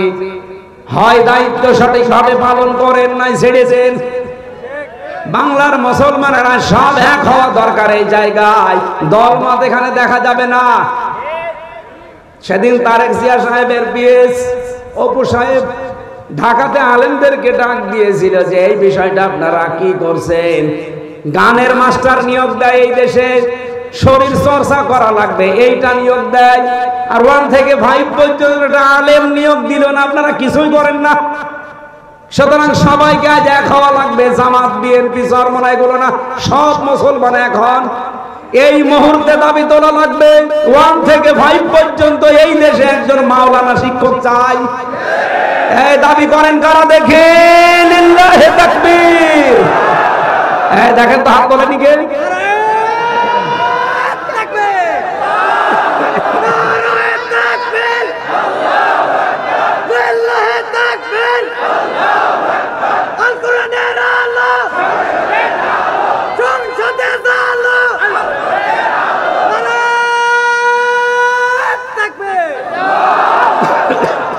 জয়পুরবাসী, এটা শুধু আমাদের দাবি না, হিন্দুরাও দাবি করছে। আজ হিন্দুরাও বলছে আমাদেরকেও ধর্মীয় শিক্ষা দেওয়ার জন্য আমাদের ধর্মের একজন করে নেন, অসুবিধা নেই। কারণ কোন ধর্ম মানুষকে খারাপ হতে শেখায়? বলেন বলেন। হ্যাঁ, আমাদের আওয়াজ হয়তো ডক্টর ইউনূসের কাছে পৌঁছাবে কি জানি না, কিন্তু আমার মনে হয় আল্লাহর আরশে পৌঁছিয়ে গেছে। ইব্রাহিম নবীর পক্ষে একটা ব্যাঙ ছিল, শুধু প্রসাব করেছিল, আল্লাহ তাকেও কবুল করে নিয়েছে, তার প্রসাবও পাক করে দিয়েছে। আমরা যদি কোরআনের শিক্ষার পক্ষে হাত তুলেছি, কিয়ামতের দিন এই হাত তোলাটা আমার পক্ষে সাক্ষী হয়ে দাঁড়াবে। আপনি জাহান্নামে যাচ্ছেন শুধু এই শিক্ষাটা না থাকার কারণে। আজ 1 থেকে 5 পর্যন্ত পড়ার পরে অনেকে বৃত্তি দিত, আগে 8-এ বৃত্তি দিত, 100 মার্কের কোরআন হাদিস ছিল, কিন্তু এই জালেমা মহিলা আসার পরে 15.5 বছরে সেইটাও তুলে দিয়েছে। আমরা চাই আবার ওইটা পূর্ণবহাল করা হোক, কারণ অনেক ছেলে মেয়েরা পরীক্ষার জন্য চাপে পড়ে হলেও পড়ে, কথা বলে না কেন? আর যদি ওইটাই না থাকে সিলেবাসে, ও পড়বে কি? ওদের যে 5 মাস বেতন দেয় না ইসলামিক ফাউন্ডেশনে, এর ভেতরে একটা দুর্বিসন্ধি আছে। এক লোক নাকি বউকে খুব পিটাতো, আর বউ এসে বলছে তুমি যেভাবে পিটানি দাও আমাকে কি রাখবা না বাদ দিয়ে দিবা? ও বলছে কিলের ওজন দেখে টের পাও না? 5 মাস বেতন বন্ধ করে দিয়েছে, টের পাচ্ছেন না যে গানের মাস্টার নেয়, নাচের মাস্টার নেয়, আর কোরআনের হালকা শিক্ষা দিতে তাদের বেতন বন্ধ করে দেয়।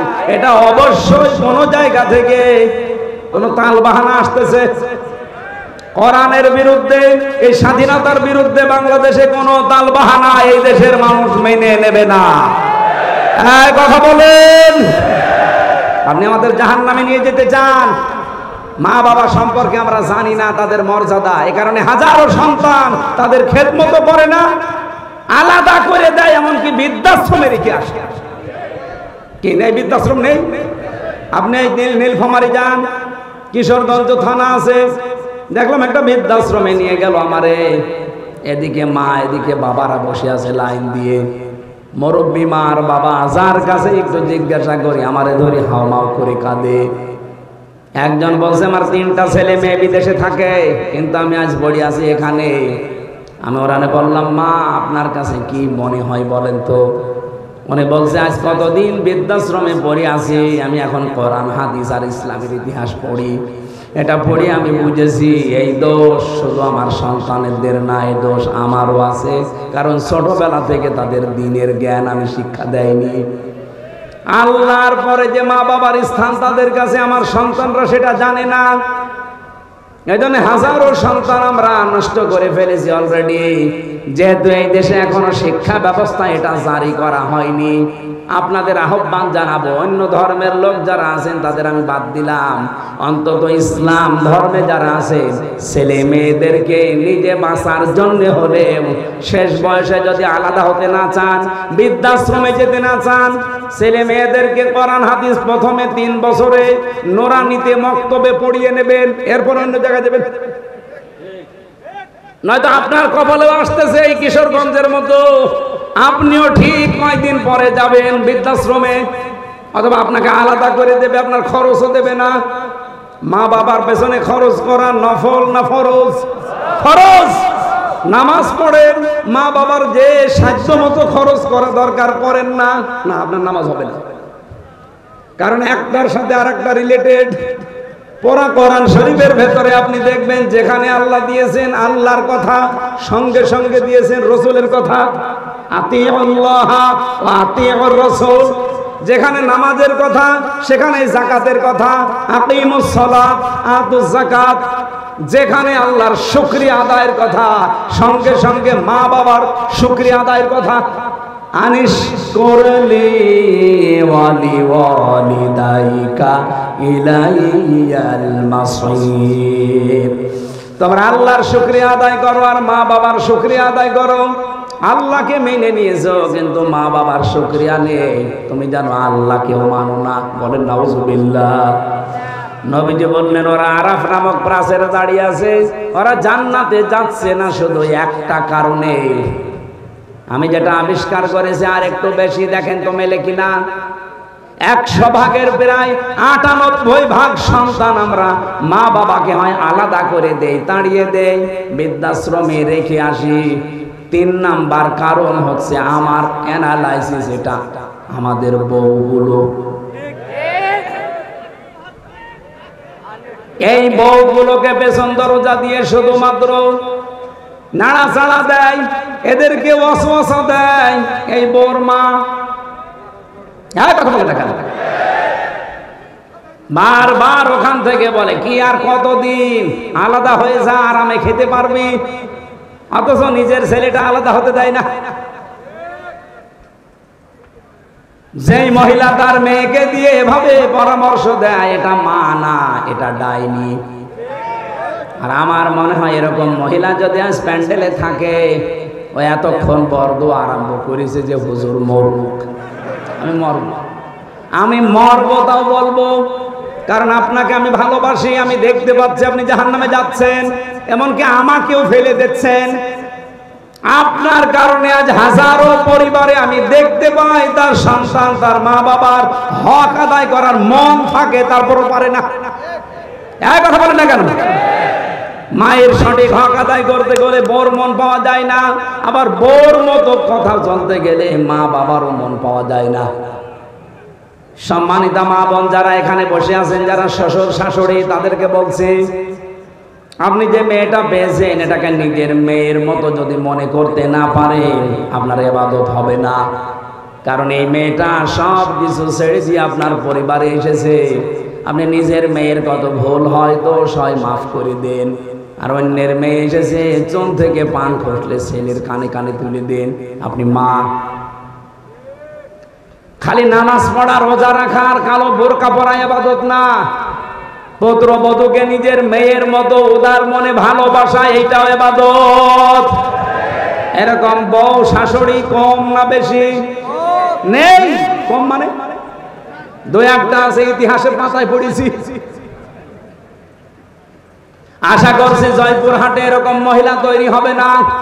সম্মানিতা মা বোনেরা, কি মনে করেন কোরআন হাদিস কি বোঝেন আমি জানি না। একটা মেয়ে লোক এসেছে আপনার বাড়িতে, তাকে আপনি নিজের মেয়ের মতো মনে না করতে পারেন, ছেলে বিয়ে দিলেন কেন? মনে মনে ভাবে যে ছেলে বিয়ে দিয়ে বৌমা দখল করে নিয়েছে। সব সময় বউকে ভালোবাসে। আরে মা আপনার দর সেজদায় পড়ে থাকার কথা, যে আমার ছেলে অন্তত বৌমা নিয়ে ব্যস্ত আছে, অন্য মেয়ের সাথে লাইন করে না? কথা বলে না কেন? সাহাবী প্রশ্ন করলেন, হে নবী, এই মানুষটাকে যে আপনি বললেন যে জাহান্নামও আল্লাহ দেবে না, কারণ কি? বিশ্বনবী ওই দিন জানিয়েছিলেন এদের আল্লাহ জাহান্নামে দেবে না একটা কারণে, এই দুনিয়াতে এই মানুষগুলো ইসলাম কায়েমের জন্য আন্দোলন করেছে। জয়পুরহাটবাসী সারা পৃথিবীর মানুষকে জানাচ্ছে, যারা দিন কায়েমের জন্য জমিনে চেষ্টা করেন, আপনার পদ্ধতি ভুল হতে পারে, কিন্তু আপনার মন থেকে ইখলাসের সাথে যদি দিন কায়েমের জন্য চেষ্টা করেন, আপনার আর যাই হোক আপনি জাহান্নামে যাবেন না। কোরআনে কারীমের সূরা সফের ভেতরে দলিল আছে, হাল্লা দুল্লুকুম আলা তিজারাতিন তুনজিকুম মিন আযাবিন আলীম। এমন একটা ব্যবসার কথা বলবো যেটা করলে জাহান্নামের এই যন্ত্রণাদায়ক আযাবে যাওয়া লাগবে না। সেটা হচ্ছে আল্লাহ রাসূলের প্রতি ঈমান আনার পর জান আর মাল দিয়ে এই জমিনে দিন কায়েমের চেষ্টা করা। এই বাংলাদেশে যে ৭৩টা দল আছে, সবচাইতে বেশি ভালোবাসে আল্লাহ কোন দলকে? কোরআনে কারিমে সূরা সফ ৪ নম্বর আয়াতটা পড়েন এবং সূরা মায়েদা ৫৪ নম্বর আয়াতটা পড়েন। রব্বুল আলামিন যদি বানিয়ে বলি, আপনি বাংলা নিয়ে আসেন, ইংরেজি নিয়ে আসেন, উর্দু নিয়ে আসেন, ফার্সি নিয়ে আসেন, যে ভাষা নিয়ে আসবেন আপনাকে আমি দেখাবো। ইন্নাল্লাহা ইউহিব্বুল্লাযীনা ইউকাতিলুনা ফি সাবিলিহি সাফফান কাআন্নাহুম বুনিয়ানুম মারসুস। অবশ্যই আমি আল্লাহ ওই দলকে ভালোবাসি যারা সীসা গলা প্রাচীরের মতো ঐক্যবদ্ধ হয়ে এই জমিনে আল্লাহর দ্বীন কায়েমের জন্য চেষ্টা চালিয়ে যাচ্ছে। আর এই বাংলাদেশে এটা সবচেয়ে বেশি চালাচ্ছে জামাত ইসলামী। যদি প্রমাণ ভুল হয় আপনি এখানে আসেন, আসেন আসেন। যদি ভুল হয় আপনি বলেন যে না, এদের দ্বারা এটা না, এরা দুনিয়া চায়। কে দুনিয়া চেয়েছে আপনি বলেন? মাওলানা মতিয়ার রহমান নিজামী মন্ত্রী ছিল, দুনিয়া চায়নি। ওনার এখনো ঘর হচ্ছে কাঁচা ঘর, মাটির দেওয়াল, চারিদিকে উপরে টিন। একজন মন্ত্রীর ঘর কাঁচা বাংলাদেশের ইতিহাসে এই প্রথম। এই কথা বললেন না কেন? সাতক্ষীরার মাওলানা রিয়াসাত আলী এমপি ছিল জামাতের কয়েকবার, এখনো পর্যন্ত তার বাড়িটা এই যে খেজুর গাছের পাতা দিয়ে ঘেরা। অথচ বাংলাদেশে বহু মানুষ আমি দেখি শুধু একবার চেয়ারম্যান হয়, ৫ তলা বাড়ি হয়ে যায়। বলেন, সেদিন বাইরের দেশে ছিলাম আমি, এক হোটেলে উঠেছিলাম, ওটা মনে হয় থাইল্যান্ডে না সিঙ্গাপুরে, যে কোনো একটা দেশে হবে, না মালয়েশিয়া। এই দেশগুলোতে যখন ঘুরতে যায়, মাহফিলে যায়, আমারে নিয়ে যায়, হোটেলে তুলে দেয়। হোটেল থেকে নিচে নামলাম, নেমে দেখে দুইজন বসে বসে চা খাচ্ছে আর মুখ নিচু করে আছে। আমি তো হালকা চিনে ফেলেছি, যে সালাম দিলাম, আমার সালামের জবাবে তো বলবে যে ওয়ালাইকুম আসসালাম, না বলছে হুজুর আমরা আগেই পালিয়েছি। আরে ভাই, সালামের জবাব হচ্ছে আমরা আগেই পালিয়েছি, একটা কথা হইলো, বলেন তো ওয়ালাইকুম আসসালাম। বলছেন না, আপনি আগেই পালাইলেন কেন? আপনার না ৬২০টা বাড়ি শুনেছি, আল জাজিরা রিপোর্ট দিয়েছে তার বাড়ি হচ্ছে বাংলাদেশ আর বিশ্বে মিলে ৬২০টা, অথচ লোকটা একটা বাড়িতেও থাকতে পারে না, থাকে হোটেলে।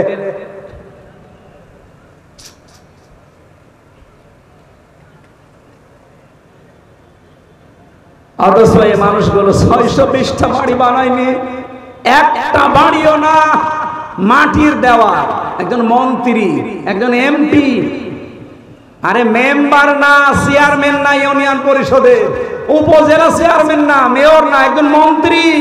আপনি চিন্তা করতে পারেন? আমি তো কোরআনের সাথে মিলিয়ে দেখছি যে মিলে যায় এদের জীবন। এদের 18টা এমপি ছিল, 1 টাকার দুর্নীতি পায়নি। বাতিলরা চেষ্টা করেনি, অনুবীক্ষণ যন্ত্র লাগিয়ে রেখেছে, 1 টাকাও পায়নি দুর্নীতি। 250-এর উপরে উপজেলা চেয়ারম্যান ছিল, 1 টাকা দুর্নীতি পায়নি। 1000-এর উপরে ইউনিয়ন চেয়ারম্যান ছিল, পায়নি। 1500-র উপরে মেম্বার ছিল সারা বাংলাদেশে, 1 টাকা দুর্নীতি পাওয়া যায়নি। এর চাইতে আবার কি প্রমাণ দেওয়া লাগবে আপনাদের? এর চাইতেও যদি ভালো মানুষ দেখতে চান, আমার মনে হয় আপনাদের ফেরেশতা জিবরাইল ছাড়া সম্ভব না। এর চাইতে ভালো মানুষ দেখা সম্ভব না জিবরাইল ফেরেশতা ছাড়া।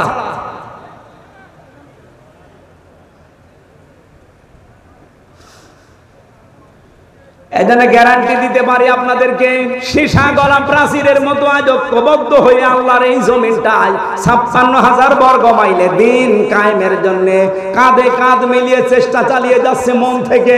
তার প্রমাণ এই 1 বছর 1 মাস বাংলাদেশ জামাত ইসলামী, ইসলামী ছাত্র শিবির, ইসলামী ছাত্রী সংস্থা, অন্য কেউ যদি পারে তাদের আদর্শ নিয়ে আসুক, টিকবে না। কারণ তাদের আদর্শ আছে বিড়ি খাওয়া আদর্শ, তাদের আদর্শ হচ্ছে ডাল খাওয়া আদর্শ, তাদের আদর্শ হচ্ছে বাবা খাওয়া, হুক্কা খাওয়া। কি বঙ্গবন্ধু হুক্কা খেত না? কথা বলেন। আপনি হুক্কা খাওয়া আদর্শ নিয়ে এসে, ডাল খাওয়া আদর্শ নিয়ে এসে, রাস্তা চুরি করা আদর্শ নিয়ে এসে এই জামাত ইসলামের সাথে আপনি টক্কর দিতে চান, কিয়ামতের আগেও পাবেন না। কথা বলতে দেন ভাই। বাস্তবতার দিকে তাকিয়ে বলেন তো, এই বাংলাদেশে 56,000 বর্গ মাইল, 630টা থানা, একটা নেতা কর্মী দেখান যে জামাত ইসলামীর যারা ডাল খায়, বলেন। আমি সারা দেশে ঘুরছি, একটাও পাইনি। এরা ধর্ষণ, এমনকি বিড়িও খায় না। কে বিড়ি ঘর আছে? নেই। আর অন্য দলে বিড়ি ঘর না, ও বাপ পর্যন্ত খেয়ে ফেলে। একবার থানায় গিয়ে দেখি একজনকে ওসি সাহেব পিটাচ্ছে। কি গো? বলছে হুজুরে ডাল খায়। আরে ভাই, ডালও খাওয়া যাবে না। বলছে হুজুরে ডাল, সে ডাল ফ্যান্সি ডাল। আপনি ডাল খান, রাস্তা খান। ওই লোকটা আমার ওই দিন বলেছিল কি সিঙ্গাপুর না মালয়েশিয়াতে, বলছে হুজুর সত্যটা কথা বলে দি, দেশে যেতে পারবো না তো এটা আমরাও জানি। বাস্তবতা হচ্ছে এই দেশটা উপরে উঠতে চায় না, অথচ মালয়েশিয়া 2004 সালের পর থেকে 21 বছরে তারা দাঁড়িয়ে গেছে। সিঙ্গাপুর 20 বছরে তারা দাঁড়িয়ে গেছে বিশ্বের মানচিত্রে। যদি 10টা দেশ এখন গণনা করেন, সিঙ্গাপুর একটা। এত উন্নত তারা। রাস্তায় একটা টুকরা পর্যন্ত পাবেন না, মনে হচ্ছে সারা রাস্তা খাবার ঢেলে খাওয়া যায়, এত পরিষ্কার পরিচ্ছন্ন। খাদ্যে কোনো ভেজাল নেই, কোনো দুর্নীতি নেই। 100 টাকা যদি বাজেট হয় রাস্তার জন্য, আপনাকে আমি সত্য কথা বলে দেই, 3 টাকা শুধু খরচ হয় রাস্তায়, আর 97 টাকা আল্লাহর ওলিরা খেয়ে ফেলে। এই চলছিল দেশে। দেশটা দাঁড়াবে কি করে? বঙ্গবন্ধু টানেল বানিয়েছে চট্টগ্রামে, 100 বছর যাওয়ার কথা, অথচ কয় বছরে পানি উঠতেছে নিচে। তাহলে কত টাকা বাজেট ছিল, কত টাকা খেয়েছে বলে? ওর নিজের হিসাব অনুযায়ী 100 টাকা বাজেট হলে 3 টাকা খরচ হয়, 97 টাকা খেয়ে ফেলে।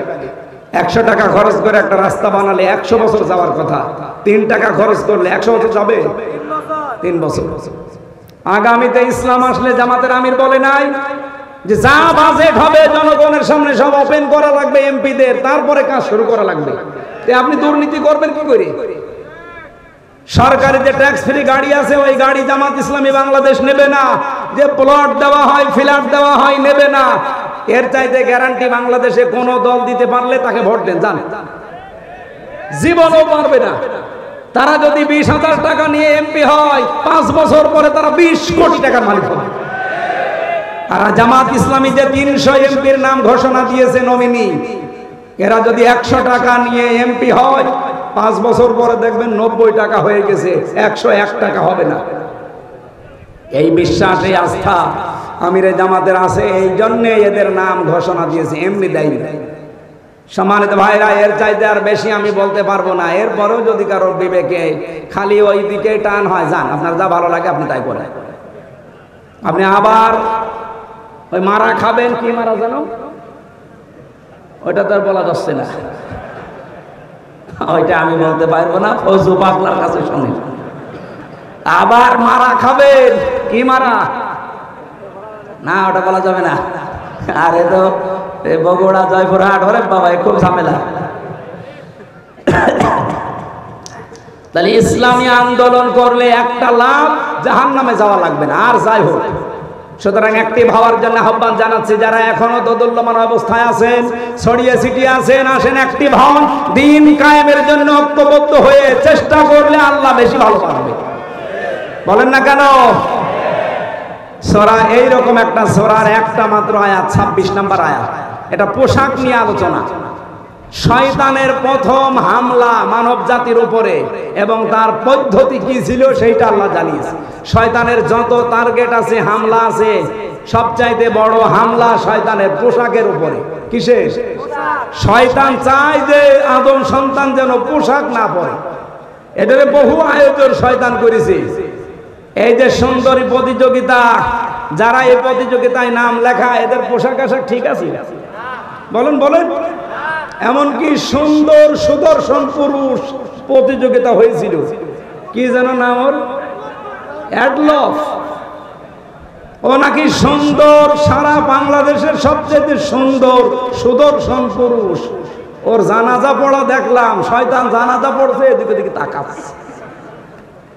ওর দিকে তাকিয়ে আমার মনে হইল, ও যদি সবচাইতে সুন্দর যুবক হয়, তা আমি কি? বলেন আমি কি? এবার আসেন আল্লাহর ঘোষণা, ইয়া বানি আদম, হে বনি আদম সন্তানেরা, কদ আনজালনা আলাইকুম লিবাসা, অবশ্যই আল্লাহ তোমাদের উপরে নাজিল করেছি পোশাক। কি করবা এই পোশাক দিয়ে? ইওয়ারি সাওআতিকুম ওয়ারিশা, তোমাদের লজ্জা নিবারণ করবা এবং সৌন্দর্য বৃদ্ধি করার জন্য, বর্ধন করার জন্য আমি আল্লাহ পোশাক দিয়েছি। সুতরাং এখানে আমাদের শিক্ষা হচ্ছে, পোশাকের কাজ আমাদের লজ্জা ঢেকে ফেলা। বহু মানুষ আমরা দেখি এই দেশে পোশাক পরার পর উলঙ্গ, অর্ধ উলঙ্গ থাকে। এমন এমন পোশাক পরে রাস্তাঘাটে আসে, ও পরাও যা, না পরাও তা। বিশেষ করে মেয়েদের, কোরআনে কারিমে আল্লাহ মেয়েদের পোশাকটা দিয়েছেন। ইয়া আইয়ুহান নাবিয়্যু কুল লিআজওয়াজিকা ওয়া বানাতিকা ওয়া নিসাইল মুমিনিনা ইউদনিনা আলাইহিন্না মিন জালাবিবিহিন্না ইলা আখির আয়াত। সূরা আহজাবে এসেছে, হে নবী, আপনার স্ত্রীদের এবং আপনার মেয়েদের আর মুমিন বান্দা যারা, তাদের স্ত্রীদেরকে আপনি বলেন, তারা যেন রাস্তাঘাটে চলতে হলে তাদের জেলবাব, যেটা মাথার উপরে টেনে দেওয়া লাগে, এটা যেন একটু ছড়িয়ে দেয়। সম্মানিত মা বোনেরা, যখন আপনারা বালেগ হবেন, এই সময় থেকে আপনার পোশাকটা, যেহেতু নামাজ আর রোজা ফরজ হয়ে যায়, একজন মেয়ে যখন বালেগা হয়ে যায়, তখন মেয়েরা যারা এসেছেন এই মাসলাটা ভালো করে শুনবেন। আপনার মেয়ে যখন বালেগা হবে, যখন তার শরীর খারাপ হবে, এটা 12 বছর, 13 বছর, 14 বছর, 15 বছরে হতে পারে। যখন হয়, আপনার স্বামীকে টাচ দিয়ে রাখবেন যে তোমার মেয়ের অবস্থা কিন্তু এই। তার মানে যখন শরীর খারাপ হয়ে গেছে, ওই দিনের পর থেকে তার নামাজ এবং রোজা ফরজ। আপনার স্বামী যদি এই বিষয়টা না জেনে তাকে তাকিদ না দেয়, আপনার স্বামীর গুনাহ হবে না, কারণ তো জানি না, এই জন্য তাকে টাচ দিয়ে জানিয়ে রাখবেন। ওই দিনের পর থেকে যতদিন আপনার আন্ডারে থাকবে, বিয়ে না হবে, এ পর্যন্ত যেন ফরজ নামাজ, ফরজ রোজা বাদ দিতে না পারে। কথা বলেন ঠিক কিনা? কারণ অনেক মেয়ে লোক উদাসীন, কিছু মনে করে না, জানেও না, লজ্জার খাতিরে বলতে চাই না। শেষ পর্যন্ত মেয়ের যে নামাজ ফরজ, রোজা ফরজ, রাখে না, পড়ে না, কিছুই বলে না। এরপর থেকে আপনার এই মেয়ের জন্যে, এই প্রাপ্তা বয়স্কা মেয়ের জন্য এমন একটা ঘোমটা বলেন, জেলবাব বলেন, এমন একটা হিসাব বলেন, এটা ছড়িয়ে দেওয়া দরকার, যেটার দ্বারা তার মাথার চুল, মুখমণ্ডল, চোখ দুইটা বাদ দিয়ে পুরা শরীর ঢেকে রাখা, এটা আজিমাত। আর মুখ খোলা, হাতের কবজি খোলা, এটা রুখসাত। আপনি এমন একটা পোশাক তার জন্য আলাদাভাবে বানিয়ে দেবেন, অন্তত বাইরে যাবার সময় ওই পোশাকটা পরলে তার মাথা, এমনকি তার শরীরের অর্ধেক পর্যন্ত যেন ঢেকে যায়, বাকি শরীর অন্য পোশাক দিয়ে সে ঢাকবে। এটা কি বলেন তো, ফরজ না নফল? ফরজ। এই ফরজটা না থাকার কারণে আজ জেনা বাড়ে, ব্যভিচার বাড়ে, চোখের জেনা, হাতের জেনা, মনের জেনা, এমনকি পরকীয়া প্রেম করে অনেকে 3-4 সন্তানের মা ভাগিয়ে নিয়ে চলে যায়। এই একটা মাত্র কারণ। পর্দা যদি আমরা সত্যি মেনে চলতে পারতাম, আল্লাহর কসম এই দেশে এত ধর্ষণের ঘটনা ঘটতো না। সব চাইতে বড় বিষয়, যদি আইন থাকতো, পর্দা যদি না থাকার পরও যদি আইন থাকতো, আইনের প্রয়োগ থাকতো। আমি বাইরের দেশে দেখেছি, সেখানে পর্দার বিধান নেই কিন্তু আইন আছে, প্রয়োগ আছে। বিভিন্ন জাতির মানুষেরা মালয়েশিয়া, সিঙ্গাপুরে বাস করছে, কিন্তু প্রকাশ্যে কোনো ঘটনা আমি দেখিনি। হাফ প্যান্ট পরে মেয়েরা চলে যাচ্ছে সামনে দিয়ে। আপনি যদি এক নজর তাকানোর পরে আর এক নজর তাকান, মেয়েটা যদি পুলিশের কাছে কমপ্লেন করে, আপনার খবর আছে। আমাদের দেশে এরকম না। এই দেশে যদি সত্যি আইনটাও থাকতো, ইসলাম থাকলে তো সোনায় সোহাগা। যদি আইনটা থাকতো আর প্রয়োগ থাকতো, আমরা যারা ইফটিজিং করি, উল্টা পাল্টা কাজে আজ যারা লিপ্ত হয়, ধর্ষণের মতো, ব্যভিচারের মতো, পুরুষ মানুষের আমার মনে হয় স্বপ্ন দোষ বন্ধ হয়ে যেত। এই জন্য আইন সামনে যদি আমরা ইসলাম নিয়ে আসতে পারি, পোশাকের এই আইন, যে যার ধর্ম মতো পোশাক মেনে চলবে। কোরআনে কারিমের যে নির্দেশনা দেওয়া আছে, যতটুকু আছে মেয়েদের উপরে, মুসলিম মেয়েদের উপরে, এটা প্রয়োগ করতে পারলে এর পেট থেকে আপনি দেখবেন আল্লাহওয়ালা সন্তান আল্লাহ উপহার দিচ্ছে। আব্দুল কাদের জেলানী যেই মায়ের পেটে এসেছিল, মায়ের পেট কি খোলা ছিল? বলেন বলেন। যারা দোয়া চান আমার কাছে, যে হুজুর দোয়া করেন ছেলে যেন আব্দুল কাদের জেলানী হয়, এমনি হবে? আব্দুল কাদের জেলানীর মায়ের মতো মা তৈরি করেন আগে। রিসা, রিসা মানে সৌন্দর্য বর্ধন করা পোশাক। হ্যাঁ, মেয়েরা এই পোশাক পরতে পারবে, এটা শুধুমাত্র তার স্বামীর জন্য। সম্মানিতা মা বোনেরা, সৌন্দর্য বৃদ্ধি হয়, যৌন আকর্ষণ বাড়ে, এরকম পোশাক আপনি পরতে পারবেন আপনার স্বামী, তাছাড়া আপনার বাবার জন্যও পরা যায় না। সবচাইতে বড় পোশাক হচ্ছে তাকওয়ার পোশাক। তাকওয়ার পোশাক কি? আল্লাহর বিধান মানা, নিষেধ ছেড়ে দেওয়া, এটার নাম তাকওয়ার পোশাক। 2 নম্বরে, যেখানে আল্লাহ যে আদেশ দিয়েছে ওই আদেশ সঠিকভাবে পালন করার নাম হচ্ছে তাকওয়ার পোশাক। আপনার স্বামী বাইরে গেছে, আপনার আদেশ হচ্ছে সন্তান, সম্পদ এবং ইজ্জত হেফাজত করে রাখা, এটা আপনার উপরে লেবাস। এই লেবাস তাকওয়া হাজারো মহিলা পরিবারে মানতে পারে না। যালিকা খায়র, যালিকা মিন আয়াতিল্লাহ লাআল্লাহুম ইয়াযাক্কারুন। নবীজি বলেন, এই নিদর্শনগুলো আমি আল্লাহ বর্ণনা করলাম কারণ শয়তানের প্রথম হামলাই ছিল মানুষের উপরে, এই লজ্জা স্থানের উপরে। ওই সেই প্রথম দিন থেকে আরম্ভ করেছে। ইয়া বানি আদম লা ইফতিনান্নাকুমুশ শাইতান, হে বানি আদম সন্তানেরা, শয়তান যেন তোমাদেরকে ধোঁকায় ফেলে না দেয়, প্রতারণা না করে তোমাদের সাথে। কামা আখরাজা আবাওয়াইকুম মিনাল জান্নাহ, যেমন তোমাদের বাবা মাকে জান্নাত থেকে প্রতারণা করে বের করে দিয়েছিল। শয়তানের কিন্তু এই উদ্দেশ্যটা ছিল না, আমি তাফসিরে পেয়েছি যে আদম আর হাওয়াকে জান্নাত থেকে বের করে দেওয়া লাগবে না। ওর প্রথম উদ্দেশ্যই ছিল যে আমি তাদের উলঙ্গ অবস্থায় দেখব। এই জন্য শয়তান হচ্ছে যৌনবাদী আর আমরা হচ্ছে মৌলবাদী। এই কথা বলেন না কেন? আপনি মৌলবাদী পরিচয় দিতে আপনার লজ্জা হয়। মৌল মানে আল্লাহ, মৌল কি? মৌল যেহেতু আমরা আল্লাহকে মেনে চলি, সুতরাং আমরা মৌলবাদী। যারা এই ঘোষণা দেয় যে মৌলবাদীর ঠিকানা এ বাংলায় হবে না, ওই সন্তানরা যারও সন্তান। এই মৌলবাদী না হলে তো আপনার মা বাবার বিয়ে হতো না, কারণ আল্লাহর নাম ছাড়া বিয়ে দিলে বিয়ে জায়েজ হয়। কাকে মৌলবাদী বলেন? নিজের গায়ে নিজে থুতো ফেলছে। তাহলে শয়তান হচ্ছে যৌনবাদী ও যৌনতা ছড়াতে ভালোবাসে। সুতরাং যে সমস্ত মেয়েরা নিজেদের লজ্জাস্থান সহ গোপন অঙ্গগুলো আরো মানুষকে দেখিয়ে শান্তি পান, আপনি মনে করবেন শয়তান আপনাকে দখল করে ফেলেছে।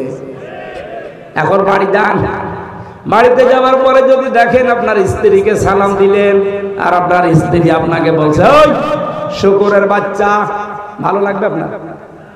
রাগ হবে না? জ্ঞানী মানুষ হলে আপনার রাগ হওয়ার কথা না। আপনি চিন্তা করবেন কি গো, এটা শিক্ষিতা মেয়ে, ধার্মিক মেয়ে, কোনদিন আজ পর্যন্ত আমার মুখের উপরে মুখ তুলে কথা বলে না, অথচ এখন আমার সালাম দেওয়ার পরে শুকুরের বাচ্চা গালি দেয়। অবশ্যই এর জিনে ধরেছে। কিসে ধরেছে?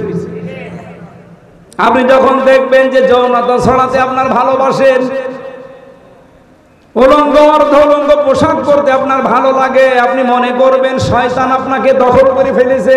কারণ শয়তান সব সময় যৌনতা ছড়াতে ভালোবাসে।